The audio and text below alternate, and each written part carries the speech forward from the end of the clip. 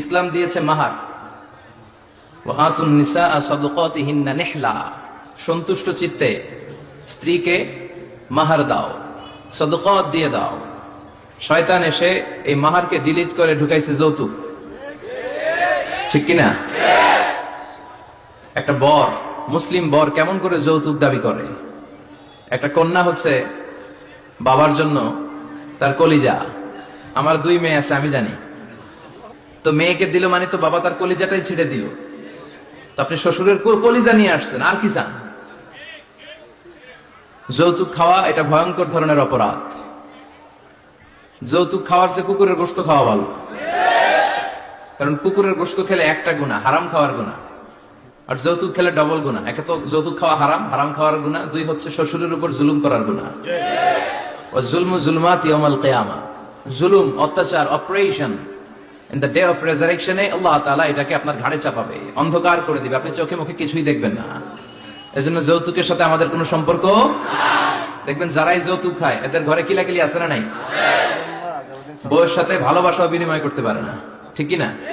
কারণ এখানে একেবারে পিওর ভালোবাসা নাই, এখানে দেয়া নেয়া সম্পর্ক, ঠিক কি না? বউ যদি ধমক মারে চুপ করে বসে থাকা লাগে, কারণ যে ফ্ল্যাটটাতে আছে ফ্ল্যাটটা শ্বশুরের, যে বিছানায় ঘুমায় এটাও শ্বশুরের। ওরা লাথি মারা বের করে দিলে ওর মুখ দিয়ে আওয়াজ বেরোবে না, চিল্লা এখন, ঠিক কি না? এজন্য এই যৌতুকের মতো জঘন্য অপরাধকে ঝাড়ু পিটা করে সমাজ থেকে বিদায় করতে হবে। এগুলো যুবকরা পারবে। এদেশের যুবকরা অনেক সম্ভাবনায় মই। এদেশের যুবকদের মধ্যে আছে প্রাণ ঢালা উচ্ছ্বাস, শক্তি। যুবকদের দেহের রক্ত গরম না? এই গরম রক্তগুলারে ইসলামের কল্যাণে কাজে লাগাতে হবে। আমাদের মুক্তিযুদ্ধে যারা লিড দিয়েছিল তারা কারা? যুবক না? কিছুদিন আগে কোটা আন্দোলন হয়েছে না একটা? লিড দিয়েছে যুবকরা। তারপর নিরাপদ সড়ক চাই, লিড দিয়েছে কারা? বুড়া মুরব্বীরা, যুবকেরা। এজন্য যুবকেরা, তোমাদের ইবাদত আল্লাহর কাছে অনেক প্রিয়, তোমাদের কাজগুলোর দাম আল্লাহর কাছে অনেক বেশি। In the day of judgement, কিয়ামতের দিন আল্লাহ তাআলা 7 শ্রেণীর ব্যক্তিকে তার আরশের নিচে ছায়া দিবে। এর মধ্যে 2টাই হচ্ছে যুবক। একটা হচ্ছে ওই যুবক শাবুন নাশাআ ফি ইবাদাতিল্লাহ, যে যুবক তার যৌবনটাকে আল্লাহর ইবাদতে কাজে লাগায়। যে যুবক তার যৌবন বয়সে পর্নোগ্রাফি দেখে না, হিন্দি সিনেমা দেখে না, দুম্মা চলে দুম দেখে না, তুজে দেখা তুহে জানা সনম, এগুলো তারা দেখে না, অশ্লীল কোনো কিছুই তারা দেখে না। এই সময়টা তারা আল্লাহর ইবাদত করে কাটায়। আর আরেক শ্রেণীর যুবক, যে যুবককে পাপ কাজের জন্য, পরকীয়ার জন্য অফার করা হয়। সুন্দরী মেয়ে তাকে অফার করে, দেখো আমি সুন্দরী, সুস্নিগ্ধা, অনন্যা, প্রিয়ংবদা, সুহাসিনী, সুকেশিনী, সুভাসিনী, অসূর্যম পোষা, মেঘ কালো কেশ, কাজল কালো চুল, হরিণের মতো ডাগর ডাগর আমার 2টি চোখ। কিন্তু যুবক সেদিকে ভ্রুক্ষেপ করে না। ওই যুবক বলে, ইন্নী আখাফুল্লাহ, আমি একজনকে ভয় পাই, তিনি কে? যাদের হৃদয়ে আছে আল্লাহর ভয়, তারা কবু পথ ভুলে যায় না। আল্লাহর প্রেম ছাড়া এই দুনিয়ায় কারো কাছে কোনো কিছু চায় না। রাতের আধারে যারা সেজদাতে রয়, 2 চোখের শ্রুতে নদী যেন বয়। ছলনার হাছানি যতই আসুক, পেছনে ফিরেও সে তাকায় না। যাদের হৃদয়ে আছে আল্লাহর ভয়, তারা কবু পথ ভুলে যায় না। আল্লাহর প্রেম ছাড়া এই দুনিয়ায় কারো কাছে কোনো কিছু চাই না, কারো কাছে কোনো কিছু চাই না, ঠিক কি না? ওই যুবকদের হৃদয়ে ভয় থাকে কার? কারো কাছে তাদের চাওয়া পাওয়ার কিছু নাই। কিন্তু আমার দেশের এই দামাল ছেলেগুলোর চরিত্র ধ্বংস করে দেওয়ার জন্য যা যা দরকার তার সব উপাদান বাংলাদেশে আছে না নাই? 1 নম্বরে পর্নোগ্রাফি আছে না? স্মার্টফোন গুলার ভিতরে ইন্ডিয়ান নায়িকাদের কোমর দুলানোর ডান্স আছে না নাই? রূপবানে নাচে কোমর দুলায়া, ফেরেশতারা বলবে তোগরে পিডামু আমরা ঝুলাইয়া। তো যুবক ভাইরা, এগুলো দেখবা না। তোমার চোখের হেফাজত করতে হবে, তোমাকে অনেক দূর যেতে হবে, তোমাকেই খুঁজছে বাংলাদেশ। তুমি যদি ভালো থাকো, ভালো থাকবে আমার বাংলাদেশ। তুমি যদি ইসলামের পক্ষে থাকো, ভালো থাকবে আমার 56,000 বর্গ মাইল। তুমি যদি কোরআনের পক্ষে থাকো, ভালো থাকবে আমার লাল সবুজের পতাকা। এজন্য যুবকদেরকে ইসলামের পক্ষে থাকতে হবে। এই পর্নোগ্রাফির সাথে আমাদের কোনো সম্পর্ক আজকের এই মাহফিল থেকে আমরা ওয়াদা করব, যার মোবাইলে যা আছে সব ডিলিট করা যাবে না ইনশাআল্লাহ। আগে যা করছি সামনে থেকে আর দেখা যাবে না। এই পর্নোগ্রাফি আমার যুবক ছেলেদেরকে শেষ করে দিয়েছে। এরপরে আরেকটা বড় সমস্যা হচ্ছে মাদকের সমস্যা। ইয়াবা, গাঁজা, ফেন্সিডিল, মারিজুয়ানা, এগুলো নোয়াখালীতে নাই। এই ইয়াবা আগে ছিল ইউনিভার্সিটি লেভেলে ছেলেরা খেত, তারপরে নামলো কলেজে, এখন এটা প্রাইমারি স্কুলের ছেলেদের হাতেও পৌঁছে গিয়েছে। ভয়ঙ্কর অবস্থা। প্রশাসনের ভাই যারা আছেন, জনপ্রতিনিধি যারা আছেন, আপনাদেরকে আরো শক্ত হতে হবে। ওদের ঘাঁটি ভেঙে চুরমার করে দিতে হবে। কোন ইয়াবার ব্যবসা বাংলার জমিনে চলতে পারবে না, জোরে বলো ঠিক কিনা। দরকার শুধু একটা শক্ত সিদ্ধান্ত। The choice is years. আপনারাই পারেন। যারা চেয়ারম্যান, ওনাদের অনেক দায়িত্ব। পুরো এলাকাটা আমার চেয়ারম্যান ভাইয়ের হাতে আমানত, ঠিক কিনা। যিনি ইমাম, মসজিদের সব দায়িত্ব ইমাম সাহেবের কাছে আমানত। যিনি মেম্বার অফ দ্য পার্লামেন্ট, ওনার দায়িত্ব আরো বেড়ে যায়। তার পুরো নির্বাচনী এলাকাটা তার কাঁধের উপরে আমানত। যারা মন্ত্রী, পুরো মন্ত্রণালয়ের কাজবাজ তার হাতে আমানত। যিনি এই 17 কোটি মানুষের প্রধানমন্ত্রী, তার কাছে পুরো বাংলাদেশটা আমানত। এজন্য যুবকদেরকে এই মাদকের সাথে যাতে পরিচয় না ঘটে, এরকম একটা পরিবেশ বাংলাদেশে করতে হবে। তো এক নম্বরে এই মাদকের কারণে ছেলেরা নষ্ট হয়, এরপরে পর্নো ভিডিওর কারণে নষ্ট হয়, এরপরে নোংরা ছাত্র রাজনীতি আছে না নাই, তাদেরকে দিয়ে মারামারি, কাটাকাটি, এগুলোর মতো কাজে লিপ্ত করানো হয়। এটা ঠিক না। যুবকদেরকে পজিটিভ পলিটিক্স শেখানো উচিত। এদেশে পজিটিভ পলিটিক্সের একটা ট্রেন্ড চালু করা দরকার, যেখানে মারামারি, কাটাকাটি থাকবে না, মেধার ভিত্তিতে ক্যাডার নিয়োগ হবে, ঠিক কিনা। ছাত্র দলের নেতা হতে হবে ডক্টরেট করা, ছাত্রলীগের নেতা হতে হবে ডক্টরেট করা। যত ছাত্র রাজনীতির বড় বড় নেতারা আছে, এরা শিক্ষিত হতে হবে, কারণ তারা আমাদেরকে পথ দেখাবে। তারা সামনে হাঁটবে, আমরা পিছনে পিছনে হাঁটবো, ঠিক কিনা। তো এই জাতীয় যে ইনকনসিস্টেন্সি আছে, এগুলো থেকে আল্লাহ আমার দেশকে তুমি হেফাজত করো। আমাদের জনপ্রতিনিধি ভাইরা যারা আছেন, ওনারা চাইলেই পারে, আমরা তাদের জন্য দোয়া করি। তারা যেন সত্যিকার অর্থে একটা সুজলা, সুফলা, শস্য শ্যামলা ডিজিটাল বাংলাদেশ আমাদেরকে উপহার দেয়। তাদের জন্য দোয়া আছে না নাই। যারা দেহের তাজা প্রাণ বিলিয়ে দিয়ে আমাদের জন্য বাংলা ভাষাটা রেখে গেল, ওই ভাষা শহীদদের জন্য আমাদের দোয়া আছে না নাই। যারা 71 সালে মুক্তিযুদ্ধ করে দেশটারে স্বাধীন করলো, মুক্তিযোদ্ধা ভাইদের জন্য দোয়া আছে না নাই। যারাই এই দেশের জন্য কন্ট্রিবিউট করেছে, তাদের সবার জন্য আমাদের পক্ষ থেকে দোয়া। আর যারাই দেশের শত্রু, যারাই দেশের বিপক্ষে, আমরাও তাদের বিপক্ষে, যেরকম ঠিক কিনা। এজন্য যুবক ভাইয়েরা, তোমাদেরকে জ্বলে উঠতে হবে আপন শক্তিতে, ঠিক কিনা। রবির স্লোগান, জ্বলে ওঠো। মুমিনের ইমান হতে হবে এমন ইমান যেটা জ্বলে ওঠে, তাহলে বোঝা যাবে ওটা আসল ইমান, ঠিক কিনা। কি করে তারে বলো ইমানে বলি, কি করে তারে বলো ইমানে বলি, ঠিক কিনা। যে ইমান ইমানে ভুলে নাস্তিকতার মঞ্চে ওঠে, এরকম আছে না নাই। অনেক ওলামায়ে কেরাম দাওয়াত করেছেন। আজকে প্রোগ্রামের সভাপতি হচ্ছেন আমার ভাই, খুব সম্ভব, কি নাম যেন আপনার? আবেদ সাইফুল কালাম, অত্র এলাকার চেয়ারম্যান। আল্লাহ আমাদের সভাপতিকে তুমি কবুল করো। পাশাপাশি আরো যাদের মাথায় টুপি পরিয়ে দিলাম, তাদেরকেও কবুল করো। চমৎকার এক দৃশ্যের অবতারণা ঘটিয়েছে আজকের ইন্তেজামিয়া কমিটি। এরকম আমার এক্সপেরিয়েন্স নাই আর কি। যারা অতিথি, তাদেরকে টুপি পরিয়ে বরণ করা। আল্লাহ ভাইদেরকে তুমি ইসলামের জন্য কবুল করো। তারা যেন আমরণ দেশের দশের ইসলামের খেদমত করতে পারে, তুমি তৌফিক দাও। অনেক আলোচক আপনারা দাওয়াত করেছেন, আলহামদুলিল্লাহ। যারাই এখানে কথা বলেছে, নিঃসন্দেহে কোরআন থেকে বলেছে, কারণ আমাদের তাফসীরুল কোরআনের মাহফিলের সিলেবাস একটা। এটার বাইরে থেকে আমাদের কথা বলার সুযোগ আছে? আমরা যদি এখানে ত্রিপিটক থেকে কথা বলি, গীতা বাইবেল থেকে কথা বলি, রামায়ণ মহাভারত থেকে কথা বলি, আপনারা কেউ শুনবেন? আপনারা বলবেন যে হুজুর এই বইটা থেকে কথা বলেন। আমাদের সিলেবাস হচ্ছে কোরআন। চিৎকার করে বলতে হবে, আমাদের সিলেবাস কি? কোরআন। এই কোরআন দিয়ে দেশের সব আইনগুলো হোক, আমরা চাই কি চাই না? এই কোরআনটা সংসদ ভবনে থাক, চাই কি চাই না? ক্যান্টনমেন্টে থাক, চাই কি চাই না? সচিবালয়ে থাক, চাই কি চাই না? দেশের প্রতিটি অঙ্গনে কোরআনের কথাগুলো ছড়িয়ে পড়ুক। কোরআনের আলোতে আমরা যেন আলোকিত হই।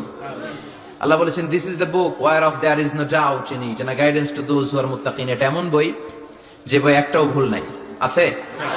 একটাও সন্দেহ নাই, আছে? এজন্য ছেলে মেয়েদেরকে কোরআন পড়াবেন, রাজি আছেন তো? কোরআন যেন প্রতিদিন আমাদের তেলাওয়াত হয়। একটি আয়াত হলেও যেন প্রতিদিন আমরা বঙ্গানুবাদ পড়ি। মাতৃভাষায় কোরআনটাকে বুঝতে হবে, এটা সবচেয়ে বড় ফরজ। বাংলা বুঝি না এমন কি কেউ এখানে আছেন?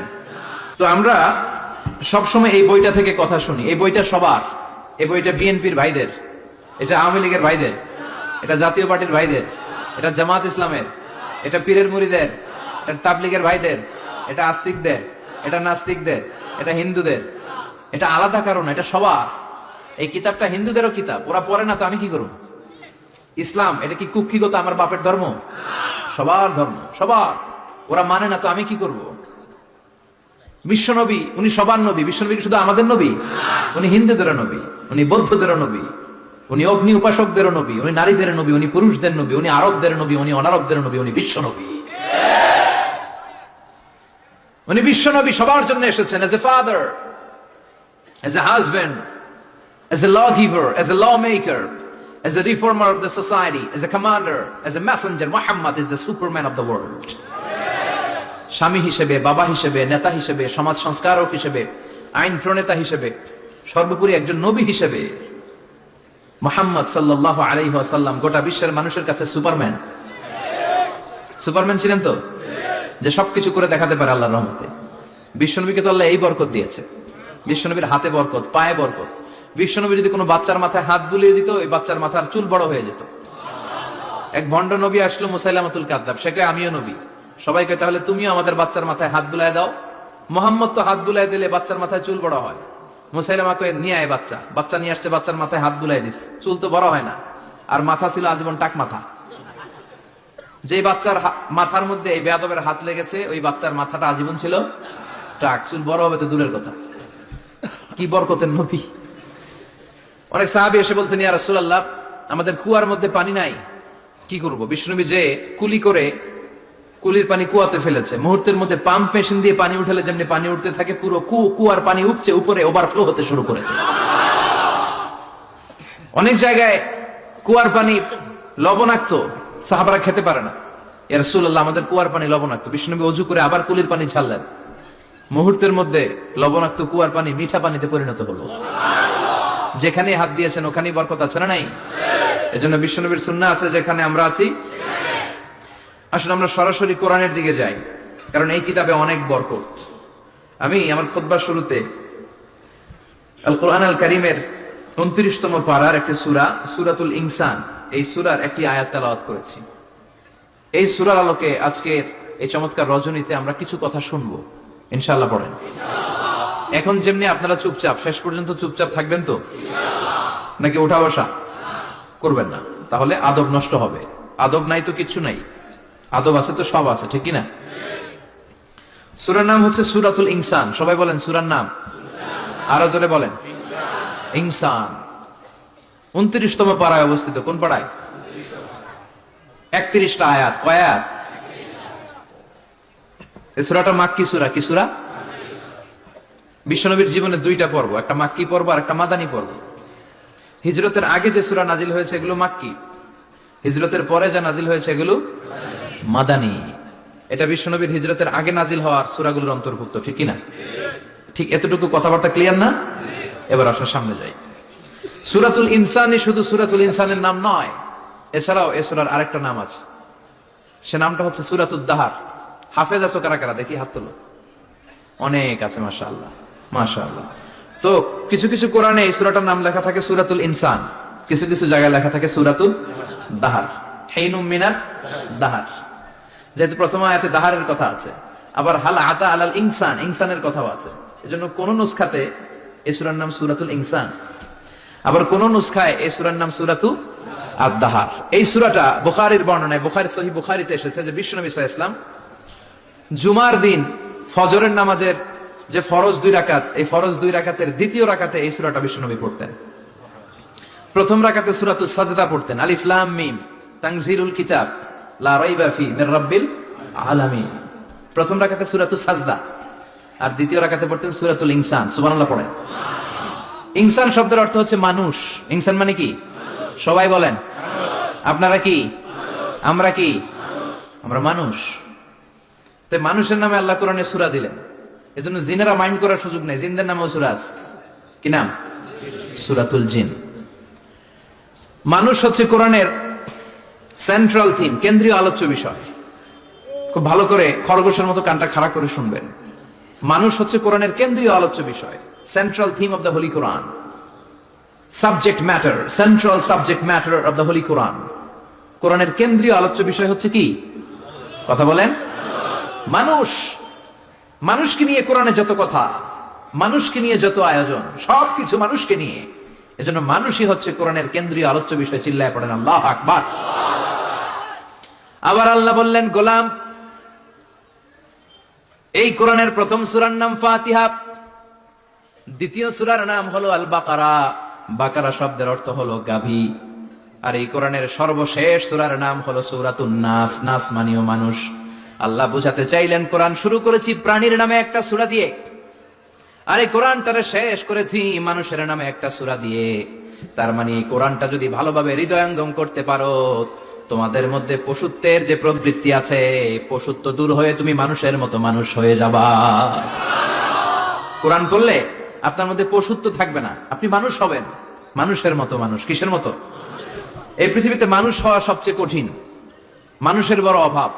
অনেকে বলবেন, কি বললেন হুজুর, পৃথিবীতে প্রায় 600 কোটি মানুষ আর আপনি কোন মানুষের অভাব? আসলে 600 কোটি যা দেখা যায় এগুলো মানুষ না, এগুলো জনসংখ্যা। এজন্য বলা হয় বাড়ছে জনসংখ্যা, কমছে মানুষ। বাড়ছে কি কমছে কি? মানুষ সব মানুষ হতে পারে নাই, মানুষ হওয়া বড় কঠিন। এই কোরআন এসেছে মানুষের মতো মানুষ বানাতে। গরুর পেট থেকে যদি কিছু বেরোয় আমরা ওটারে বলি গরু, ছাগলের পেট থেকে বেরোলেই ওটা ছাগল হয়ে যায়। কিন্তু মানুষের পেট থেকে বেরোলেই ওটা মানুষ হয় না, ওটার মানুষ বানাইতে হয়, ওটারে মানুষ করতে হয়, তাই না? আবার ছাগলকে কেউ কোনোদিন বলে না তুই ছাগলের মতো ছাগল হ, গরুকে কেউ কোনোদিন বলছে তুই গরুর মতন গরু হ, কিন্তু মানুষকে বলা হয় তুই মানুষের মতো মানুষ হ। কোরআন এসেছে আমাদেরকে মানুষের মতো মানুষ বানাতে, ঠিক কিনা?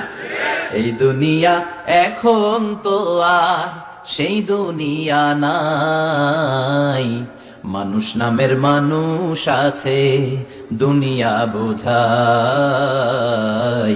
সেই মানুষের ভিড়ে আমার আসল মানুষ নাই, ঠিক কিনা? আসল মানুষের বড় অভাব, আসল মানুষের বড় সংকট। এই কোরআন এসেছে আমাদেরকে আসল মানুষ বানাতে, কোরআন এসেছে আমাদেরকে মানুষের মতো মানুষ বানাতে।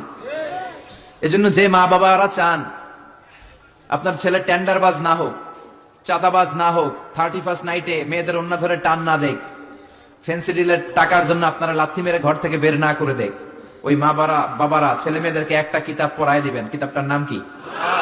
এই কিতাবটা পড়লে আপনার ছেলেরা শিক্ষিত বানাবে কে? আমি বলি teach your children the holy Quran, holy Quran will teach your children everything. আপনি আপনার ছেলেরা শুধু কোরআন শিখান, কোরআন আপনার ছেলেরা গোটা দুনিয়াটা শিখাই দিবে। কারণ কোরআনের প্রথম বাণী হচ্ছে পড়ো, educate yourself, educate your generation. নিজে শিক্ষিত হও, সভ্য হও, সিভিলাইজড হও। শিক্ষার কথা কোরআনে আছে না নাই? কোরআনের প্রথম শব্দটা কি? ইকরা। ইকরা মানে কি? সবাই বলেন প্রথম শব্দটা কি?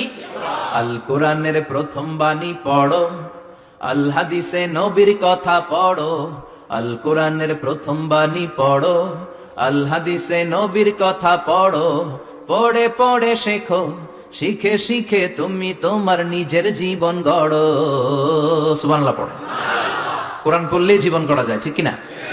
তাহলে এই কোরআনকে আল্লাহ তাআলা নাজিল করেছে আমাদেরকে মানুষের মতো মানুষ বানাতে। কি বানাতে? চিল্লায় বলেন মানুষের মতো মানুষ। মানুষের মতো মানুষ বানানোর জন্য আল্লাহ তাআলা এই কোরআনকে নাজিল করেছে।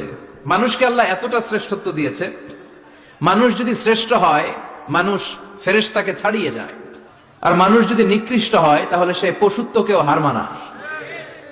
দলিল কি? দলিল হচ্ছে মেরাজ রজনীতে সাইয়েদনা জিবরাইল সিদরাতুল মুনতাহা পর্যন্ত গেলেন, ওইখান থেকে দুইটা ঝর্ণা বা নদী নেমে গেল। বিষ্ণু বললেন জিবরাইল এই নদী দুইটা কোন নদী? সাইয়েদনা জিবরাইল বললেন এই দুইটা নদী সিদরাতুল মুনতাহা থেকে পৃথিবীর দিকে নেমে গিয়েছে। আর একটা হচ্ছে ইরাকের ফোরাত নদী, আর একটা হচ্ছে মিশরের নীল নদী। এরপরে সাইয়েদনা জিবরাইল বললেন ইয়া রাসূলুল্লাহ, ইয়া হাবিবাল্লাহ, এই জায়গার নাম হলো সিদরাতুল মুনতাহা, এখানে একটা বড়ই গাছ আছে, এটা হলো আমার লাস্ট ডেস্টিনেশন, বর্ডার এরিয়া। এই বর্ডার এরিয়ার উপরে যাওয়ার ক্ষমতা আমার নাই। 1 ইঞ্চি উপরে গেলে আমার পাখাগুলোরে জ্বালিয়ে সারখার করে দিবে কে? সৃষ্টির শুরু থেকে আজ পর্যন্ত যত নবীর কাছে আমি ওহী নিয়ে দুনিয়ার বুকে নাজিল হয়েছি গো নবী। এই সিদরাতুল মুনতাহায় কান লাগিয়ে আল্লাহর কথা শুনেছি, আজ পর্যন্ত আমিও আল্লাহরে দেখি নাই। নবী গো, আমি তো আল্লাহরে দেখি নাই, এটা আমার লাস্ট এরিয়া। আমার যে দেখেন আপনি কোরআন নাজিল করে উপরের দিকে উড়াল দিতে, আমি উড়াল দিয়ে এখানে এসে বসে থাকি। সুবহানাল্লাহ পড়ো। এর উপরে আমি যেতে পারবো না, পাখাগুলো চলে যাবে, যাওয়ার পারমিশন নাই। তবে আপনারে পারমিশন দিছে কে? আল্লাহ। আমি এইখানে দাঁড়িয়ে রইলাম, আপনার মিটিং আল্লাহর সাথে শেষ করে আপনি নেমে আসেন গো নবী। নবী যান, আপনার মিটিং এর জন্য, আপনাকে সারপ্রাইজ দেওয়ার জন্য আপনার অপেক্ষায় আল্লাহ অপেক্ষমান। সুবহানাল্লাহ। তার মানে ফেরেশতা যেখানে শেষ, বিশ্বনবীর খেলা এখানে শুরু, ঠিক কি না? জিব্রাইল ওখানে থেমে গিয়েছে, আর যেতে পারে না। জিব্রাইল যেখানে শেষ, বিশ্বনবীর যাওয়া শুরু। তার মানে মানুষ যদি শ্রেষ্ঠ হয়, সে ফেরেশতাকে ছাড়িয়ে যায়, আর মানুষ যদি নিকৃষ্ট হয়, তাহলে সে পশুকেও হার মানায়, ঠিক কি না? আপনি কখনো শুনছেন একটা সিংহ আর একটা সিংহকে মারে? একটা বাঘ আর একটা বাঘকে মারে না, একটা হরিণ আর একটা হরিণকে মারে না, একটা হাতি আর একটা হাতিকে হত্যা করে না, কিন্তু একটা মানুষ আর একটা মানুষকে হত্যা করে না। আপনি কখনো শুনবেন না যে একটা বাঘ আর একটা বাঘকে হত্যা করে 10 টুকরা করছে? শুনছেন? একটা হাতি আর একটা হাতিকে মেরে 30 টুকরা করছে, শুনছেন? কিন্তু মানুষ আর একটা মানুষকে শুধু নৃশংসভাবে হত্যাই করে না, হত্যা শেষে তাকে 10 টুকরা করে, 15 টুকরা করে, 30 টুকরা করে বস্তাবন্দি করে। চিল্লা এখন ঠিক কিনা? পাওয়া যায় না এরকম লাশ? গুম করে ফেলছে, ক্রস ফায়ার করে ফেলছে, মেরে ফেলছে, হাত পা বেঁধে, চোখের রশি বেঁধে বস্তার ভিতরে ভরে ক্ষেতের মধ্যে ফেলে দিচ্ছে। 3 দিন 4 দিন পর এরকম লাশটা ফুলে উঠছে, পাওয়া যায় না। পত্রিকায় বিভৎস লাশ দেখে আমরা অবাক হই। কোন প্রাণী এমনটা করে না। মানুষ মানুষকে মেরে টুকরা টুকরা করে। একটা ছাগল বনের সব ছাগলগুলোরে মেরে ফেলতে চায় না। একটা হাতি ওই জঙ্গল থেকে সব হাতিগুলোকে শেষ করে দিতে চায় না, কিন্তু মানুষ আগুন জ্বালিয়ে জনপদের পর জনপদ ছারকার করে দেয়, গুলি মেরে এলাকার পর এলাকা ঝাঁঝরা করে দেয়। দ্বিতীয় বিশ্বযুদ্ধের সময় আমেরিকা জাপানের 2টা সিটিতে 2টা বোমা মেরেছে, হিরোশিমা নাগাসাকি। হিরোশিমাতে মেরেছে লিটল বয়, নাগাসাকি শহরে ফেলেছে ফ্যাট ম্যান। যে পাইলট গুলো বোমা মারতেছে নিচে, ওই পাইলট গুলো মানুষ না? মানুষ। আর যাদেরকে মারার জন্য মারতেছে তারাও কি মানুষ? মানুষ এতটাই নিকৃষ্ট হতে পারে, সে তার জনপদের সবাইকে ছারখার করে দেয়, তার গোষ্ঠীর সবাইকে মেরে ফেলতে কুণ্ঠাবোধ করে না। চিল্লা এখন ঠিক কিনা? এজন্য আল্লাহ ডেকে বললেন, লাহুম কুলুবুল্লা ইয়াফকাহুনা বিহা ওয়া লাহুম আ'য়ুনুল লা ইউবসিরুনা বিহা ওয়া লাহুম আযানুল লা ইয়াসমাউনা বিহা উলাইকা কাল আনআমি বাল হুম আদাল উলাইকা হুমুল গাফিলুন। আল্লাহ বললেন, ওদের চোখ আছে, ওরা চোখ দিয়ে দেখে না। হৃদয় আছে, হৃদয় দিয়ে তার ভাইয়ের জন্য তার মায়া লাগে না। কান দিয়ে আকুতি চিৎকার এই কথাগুলো শুনতে পায় না। উলাইকা কাল আনআম, দেখতে এদের হাত আছে, পা আছে, চোখ আছে, দেখতে মানুষের মতো, আসলে এগুলো মানুষ না, এগুলো পশু। বালহুম আদাল, পশুর চেয়েও খারাপ, ঠিক কি না? এগুলো শুধু পশুই না, এগুলো পশুর চেয়েও খারাপ। এই কোরআন যদি আপনি পড়েন, আপনার এই পশুত্বের মনোভাবটা দূর হয়ে যাবে, আপনি মানুষের মতো মানুষ হতে পারবেন, ঠিক কি না? এজন্য আল্লাহ মানুষের নামে একটা সূরা দিলেন, সূরার নাম আল ইনসান। সূরার নাম সবাই বলেন আরো জোরে। ইনসান মানে কি? আরো জোরে কোন? আমরা সবাই কি মানুষ। মানুষ নিয়ে মানুষের মধ্যেও কৌতূহলের শেষ নাই। বিজ্ঞানীদের মতে মানুষ হচ্ছে হোমো স্যাপিয়েন্স গ্রুপের একটা প্রজাতি, যার বিবেক আছে, বাক শক্তি আছে, বুদ্ধি আছে, চেতনা আছে, উপলব্ধি করার মতো ক্ষমতা আছে। চিল্লা এখন ঠিক কিনা? মানুষের আসল রূপটা কি, মানুষ আসলে কেমন, এ নিয়ে মানুষেরই গবেষণার শেষ নাই। আপনারা একজন জার্মানি দার্শনিক আছে, কার্ল মার্কস, নাম শুনে থাকবেন, শুনছেন না? উনি অনেক গবেষণা করে পাইলেন মানুষ হচ্ছে পেট সর্বসজীব, মানে মানুষের পেট ঠান্ডা তো দুনিয়া ঠান্ডা। উনি গবেষণা করে পাইছে মানুষের পেট ঠিক তো সব ঠিক। উনার পরে আরেক দার্শনিক আসলো, ওনার নাম হচ্ছে ভ্লাদিমির লেনিন। উনার বাড়ি হচ্ছে রাশিয়া, উনি রাশিয়ান স্কলার, ফিলোসোফার। উনি এসে বললেন, না, মানুষের পেট সমস্যা বড় সমস্যা নয়, মানুষের আসল সমস্যা হচ্ছে যৌন সমস্যা, সেক্স সমস্যা। মানুষের সেক্স ঠান্ডা তো সব ঠান্ডা। চার্লস ডারউইন, ইংল্যান্ডের আরেক দার্শনিক, উনি এসে বললেন, তারা দুজন যা বলছে সব ভুল বলছে। মানুষের পেটের সমস্যা আসল সমস্যা না, মানুষের সেক্স সমস্যাও আসল সমস্যা না। আসলে মানুষ মানুষই না, মানুষ হলো বান্দর। মানুষ কি? বানর থেকে সময়ের বিবর্তনে, কালের বিবর্তনে বানরগুলো মানুষ হয়ে গিয়েছে। মাথার তার যদি একটু ঢিলা হয়, যা হয় আর কি। তাহলে একদল বলে মানুষের পেটের সমস্যা বড় সমস্যা, আরেক বুদ্ধিজীবীরা বলে মানুষের খাদ্যের সমস্যা বড় সমস্যা, কেউ বলে যৌন সমস্যা বড় সমস্যা, আরেক আবাল বলে মানুষ মানুষ না, মানুষ হলো বান্দর। আল্লাহ বলে একটাও ঠিক কইতে পারে নাই, ঠিক কিনা? আল্লাহ বলে মানুষ তাদের পেটের সমস্যা বড় সমস্যা নয়, মানুষের যৌন সমস্যা বড় সমস্যা নয়, কশিন কালেও মানুষ বানর নয়, মানুষকে আমি আল্লাহ নিজ তত্ত্বাবধানে তৈরি করেছি। মানুষ হলো আশরাফুল মাখলুকাত। মানুষ কি? আশরাফুল মাখলুকাত, গোটা সৃষ্টিকুলের মধ্যে সেরা। এজন্য নূরের ফেরেশতাও মানুষকে সেজদা দিতে বাধ্য হয়েছে। চিল্লায় এখন ঠিক কিনা? তুমি মাটির আদমকে প্রথম সৃষ্টি করিয়া ঘোষণা করিয়া দিলে শ্রেষ্ঠ বলিয়া, তাই তো নূরের ফেরেশতা করে আদমকে সেজদা, ঠিক কিনা? তাই তো নূরের ফেরেশতা করে আদমকে সেজদা, সবার চেয়ে সম্মান দিলে মাটির আদমকে। পড়েন আল্লাহু আল্লাহু তুমি জাল্লে জালালুহু, শেষ করা তো যায় না গে তোমার গুণগান। আল্লাহু আল্লাহু সুবহানাল্লাহ পড়েন। আল্লাহ বলেন পেটের সমস্যা সমস্যা, কিন্তু আসল সমস্যা না। মানুষের যৌন সমস্যা বড় সমস্যা, কিন্তু আসল সমস্যা না। মানুষ বানর নামের প্রজাতির ভেতর দিয়ে মানুষ হয় নাই, মানুষকে আমি নিজে তৈরি করেছি, মানুষকে আমি আশরাফুল মাখলুকাত বানিয়েছি। সুবহানাল্লাহ। বুখারীর বর্ণনা, লাম্মা খালাকাল্লাহু আদম ওয়া কানা তুলুহু 60 যিরাআন, আল্লাহ যখন সাইয়েদনা আদমকে তৈরি করলেন 60 হাত লম্বা করে তৈরি করলেন। কয় হাত? আপনি কয় হাত? আমি কয় হাত? আমরা কয় হাত? কিন্তু আদম